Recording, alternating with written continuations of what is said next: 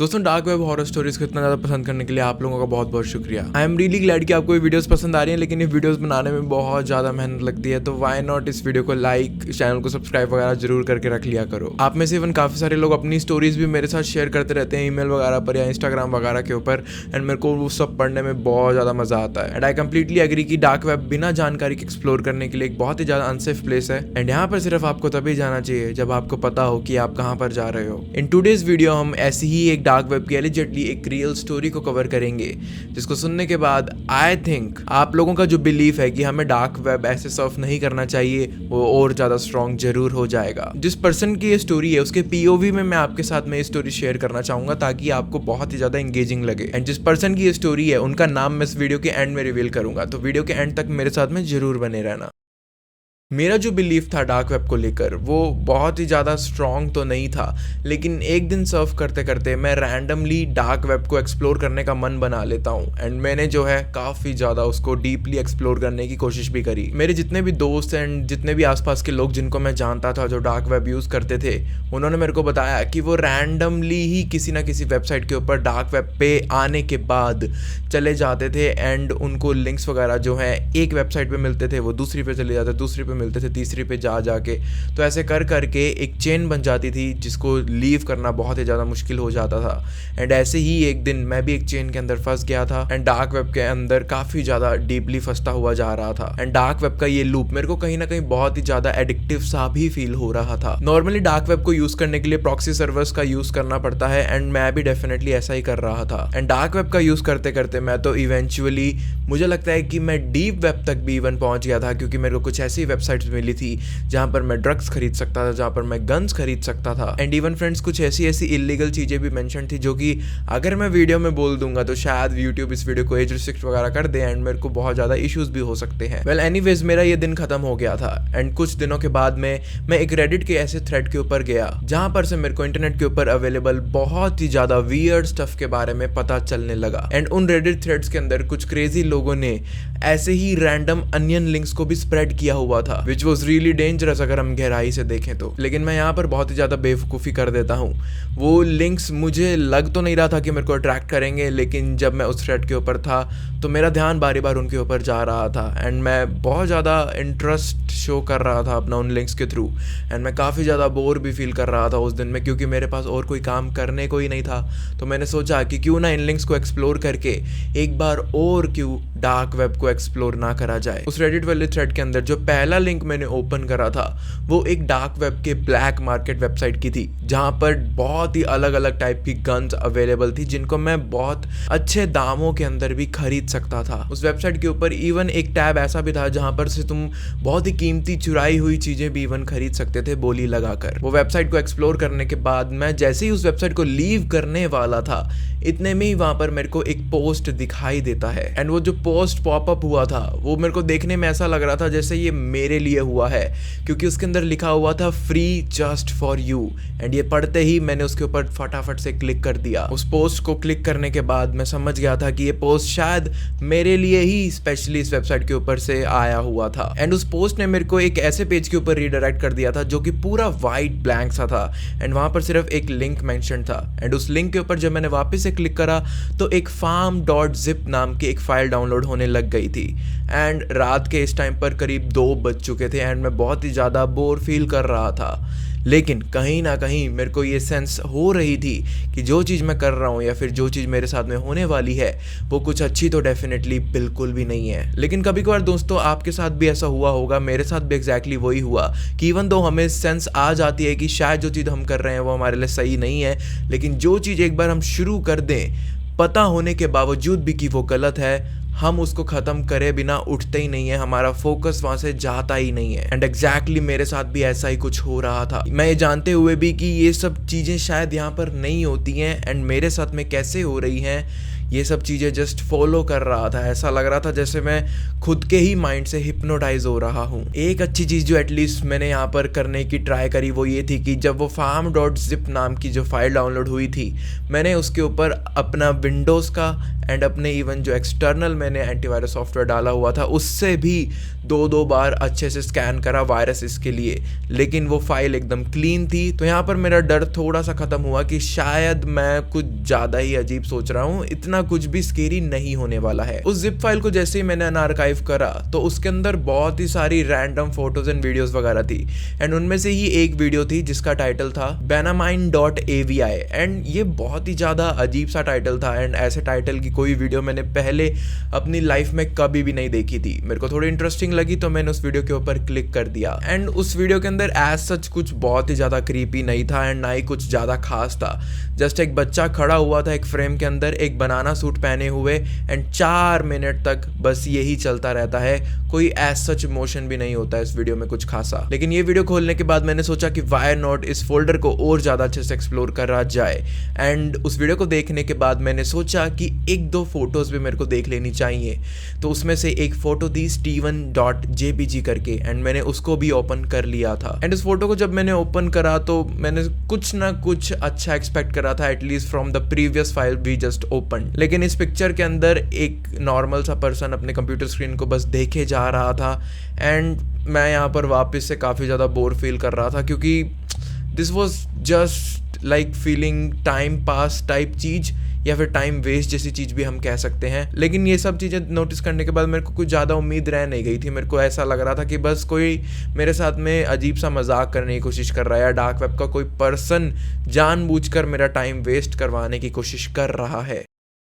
दोस्तों ये जो वीडियो देख रहे हो आप, ये तो है डार्क वेब की वीडियो, लेकिन अगर आप बहुत ही ज़्यादा हॉरिफाइंग हॉरर वीडियोस या फिर हॉरर स्टोरीज जो कि आप लोग ही मेरे साथ में शेयर करते हो, एंड मैं उनको बहुत ही ज़्यादा क्रीपी वे में नरेट करने की कोशिश करता हूँ, एंड मे भी बहुत सारा ऐसा हॉरर कंटेंट जो कि माउंट साइडर पर आप मिस करोगे, उसके लिए मैंने एक अलग चैनल बनाया है माउंट ब्लैक करके। एंड ये जो चैनल है ये बहुत ही ज़्यादा आप लोगों को पसंद आने वाला है, एंड जितने भी लोगों ने इसको ऑलरेडी बहुत ज़्यादा अपना सपोर्ट दिखाया है उनको बहुत ज़्यादा पसंद आ भी रहा है। लेकिन मैं आपको फिर से रिमाइंड कराना चाहूँगा कि डिस्क्रिप्शन के अंदर या फिर पिन कमेंट के अंदर मैंने माउंट ब्लैक चैनल का जो है अपने लिंक दिया हुआ है, एक बार उनकी वीडियोस को देखो, ईयरफोन्स वगैरह सब बढ़िया से लगा कर देखो, and you will definitely enjoy the horror quality जो कि वहाँ पर मैं दे रहा हूँ। बहुत ही जल्दी उस चैनल पर जो है 10,000 सब्सक्राइबर्स आपको करवाने हैं, एंड वो जो कॉन्टेंट वहाँ पर आपको मिल रहा है वो भी एक बार अच्छे से देख कर चाहो तो आप सब्सक्राइब कर लेना, पूरी तसल्ली करके सब्सक्राइब कर लेना,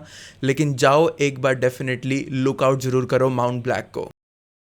हालांकि मैंने फिर भी सोचा कि क्यों ना एक क्विक लुक इस पूरी फाइल्स वगैरह के ऊपर दे दी जाए, तो इसी वजह से मैं फोटोज़ वाले फोल्डर के अंदर वापस गया, एंड मैंने देखा कि जैसे स्टीवन नाम का पर्सन यूज़ करा गया था उस पिक्चर के अंदर, वैसे ही डिफरेंट नेम हर पिक्चर के लिए आइडेंटिफाई करके यूज़ करा गया है। लेकिन कोई भी रैंडम पिक्चर ही क्यों ना मैं खोल रहा था, उसके अंदर जस्ट एक पर्सन अपने घर का रेगुलर डेली काम कर रहा है, एंड बस दैट्स इट, और कुछ खास होता ही नहीं था फोटो के अंदर। लेकिन ना इन फोटोज़ के अंदर कुछ ऐसी फोटोज़ भी थी जिसके अंदर कोई पर्सन अपनी बुक्स को सेट कर रहा है, कोई अपने कंप्यूटर को क्लीन कर रहा है, कोई किसी स्टोर के आगे से जा रहा है, एंड इन फोटोज़ को देखकर ऐसा डेफिनेटली नहीं लग रहा था कि ये कोई स्टॉक मीडिया वगैरह है, ये रियल लाइफ फोटोज़ लग रही थी किसी रैंडम पीपल की जिनको मैं तो ऑब्वियसली नहीं जानता हूँ। एंड ये पिक्चर्स देखकर मेरे को एक ऐसी भी क्रीपी फीलिंग आ रही थी कि जितने भी सब्जेक्ट्स इन फोटोज़ के अंदर हैं उनको ये चीज़ नहीं पता है कि उनको कैमरा में कैप्चर करा जा रहा है। इतना सब कुछ देखने के बाद मैं फोटोज वाले फोल्डर से बाहर आया एंड वीडियोस वाले फोल्डर के अंदर गया। कुछ रैंडम वीडियोस मैंने खोली तो मैंने देखा कि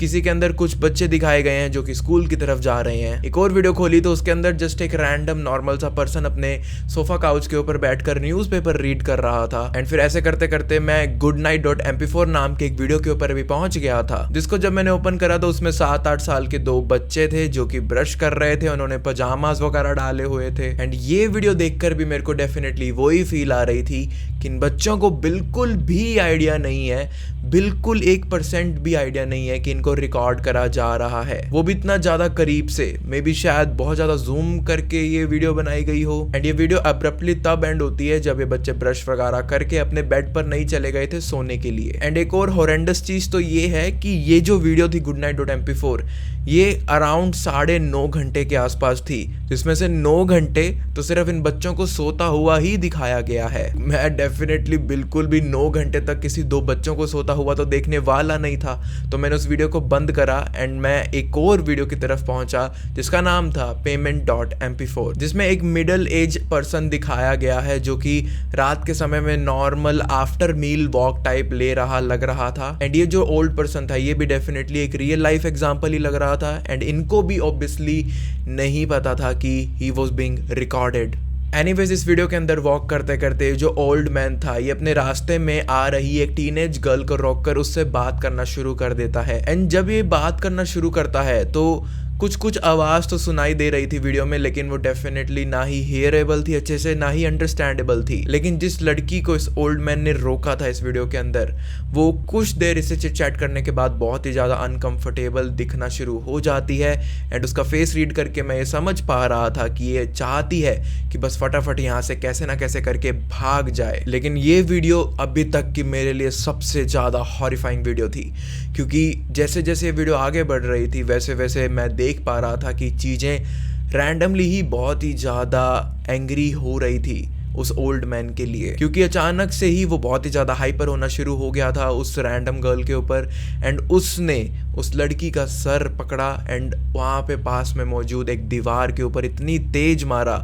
कि या तो वो बेहोश हो गई होगी बहुत ही ज़्यादा बुरे तरीके से, या फिर शायद ये भी हो सकता है कि वो ऑन द स्पॉट मर ही गई हो। हालांकि उस लड़की के साथ ऐसा करने के बाद में वो ओल्ड मैन जो था उसका बैग एंड उसका फोन लेकर वहां से भाग गया था। लेकिन जब ये पर्सन यहाँ से भाग गया था तो अभी भी वीडियो में 4 मिनट की लेंथ बची हुई थी। एंड उस 4 मिनट में कैमरा पूरी तरह उस घायल लेडी पर ही फोकस्ड होता है जो कि बहुत ही ज्यादा तड़प रही थी एंड उसकी मदद करने के लिए कोई भी सामने नहीं आ रहा था। अब क्योंकि मेरे को कुछ ऐसी अजीब सी वीडियो क्लिप्स देखने को मिल रही थी तो मेरा थोड़ा सा इंटरेस्ट जागने लग गया था। मैंने बिल्कुल भी एक्सपेक्ट नहीं करा था कि इस फोल्डर के अंदर ऐसा भी कंटेंट अवेलेबल होगा जो कि इवन मेरे को ही इतना ज्यादा वियर्ड फील करवाना शुरू कर देगा। payment.mp4 वाली इस वीडियो के बाद में मैं पहुंचा सीधा stolen.mp4 नाम की एक वीडियो के अंदर, जहां पर 2 कपल्स दिखाए जा रहे हैं जो कि एक फुटबॉल मैच को देखने के लिए आए हुए थे। एंड ये जो कपल था वो हाई स्कूल कपल लग रहा था जो कि एक अपने हाई स्कूल का ही गेम देखने के लिए आए हुए थे।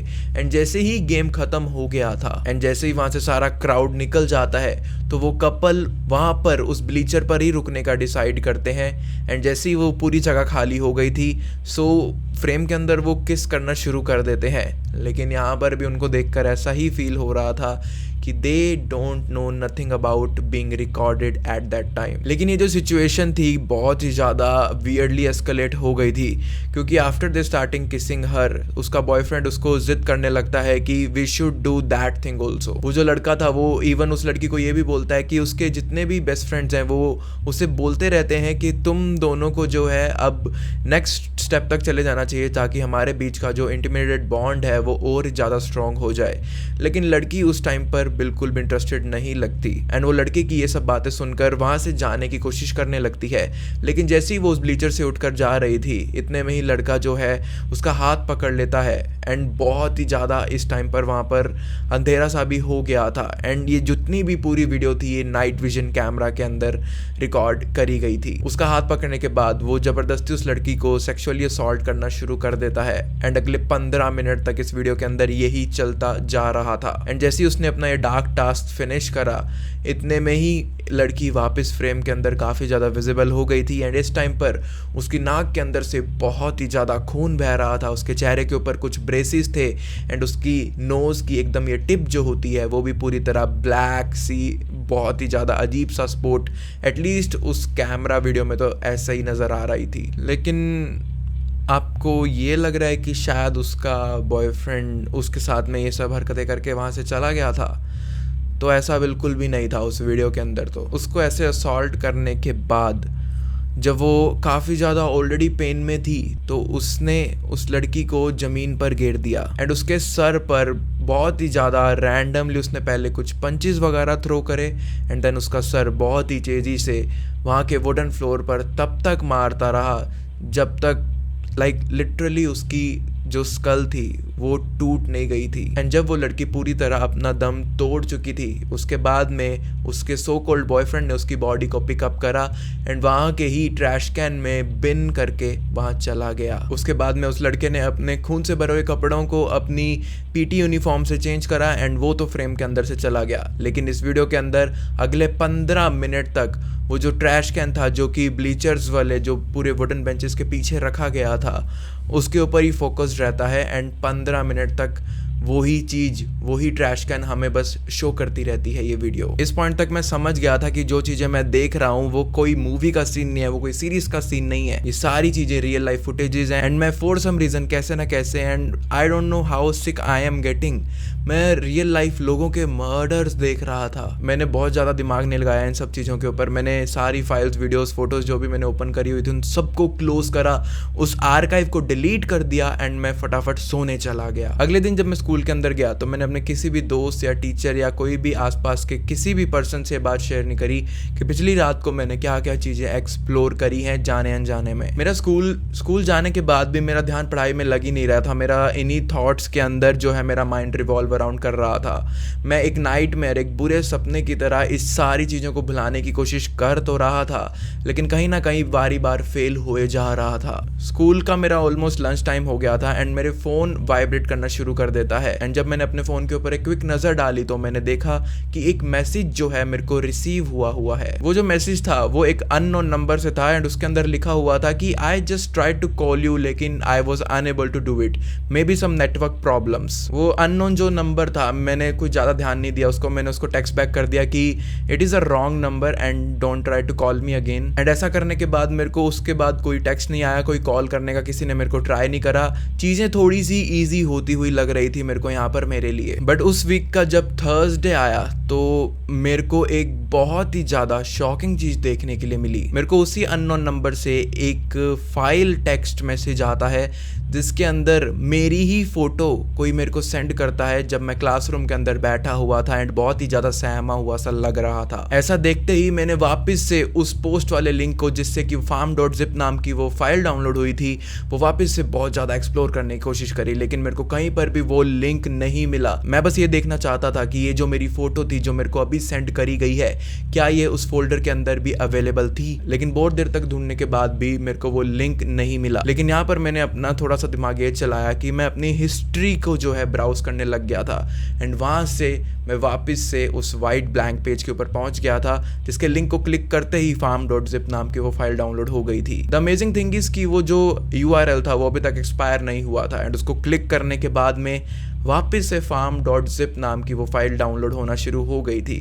लेकिन इस बार मैंने ये चीज़ ऑब्जर्व करी कि जो गीगाबाइट्स थे इस बार काफ़ी ज़्यादा थे पहले से। ऑलमोस्ट 8 to 9 गीगाबाइट्स की फाइल वो जो है इंक्रीज़ हो चुकी थी। मैंने ज़्यादा ध्यान नहीं दिया इस चीज़ पे एंड मैंने उसको डाउनलोड होने दिया एंड वापस से जब मैं फ़ोटोज़ वाले फोल्डर के अंदर गया तो उसके अंदर sam.jpj नाम की भी एक फ़ाइल इस बार मौजूद थी जो कि मेरी माइंड मेमोरी के हिसाब से पहले वहाँ पर नहीं मौजूद थी। एंड उस पिक्चर को जब मैंने क्लिक करा तो that was the same picture जो कि मेरे को उस अननोन नंबर ने सेंड करी थी। वो मेरी ही पिक्चर थी मेरे क्लासरूम में बैठे हुए की एंड उस पिक्चर को देखकर डेफिनेटली ऐसा लग रहा था जैसे मैं कहीं पर खोया हुआ हूँ। एंड मैं ये चीज़ इमेजिन भी नहीं कर सकता कि उस जगह से इस एंगल से किसने इतनी ज़्यादा क्लियर फ़ोटो मेरी ले ली, वो भी मेरे को 1% भी बिना भनक लगे हुए। एंड सिर्फ मेरी ही फ़ोटोज़ नहीं, जितना कि मेरे को मेरे पास एक्सपीरियंस से जस्ट याद आ रहा है, जो नाम अल्फ़ाबेटिकली यहाँ पर अवेलेबल भी नहीं थे अब बहुत सारे और नाम जुड़ चुके हैं। ये सेम चीज़ इवन वीडियोस फोल्डर के अंदर भी देखी जा सकती थी मेरे द्वारा। इवन पेमेंट स्टोलन ये सारी वीडियोस तो अभी भी वहाँ पर मौजूद थी लेकिन उसके आसपास में ऐसी और भी वीडियोस ऐड हो चुकी थी जो कि पहले वहाँ पर अवेलेबल नहीं थी। एंड ये चीज़ देखती मैं समझ गया था कि जितनी भी चीज़ें शायद मैंने देखी हैं ये बहुत ज़्यादा पुरानी नहीं है एंड यहाँ पर न जाने रोज़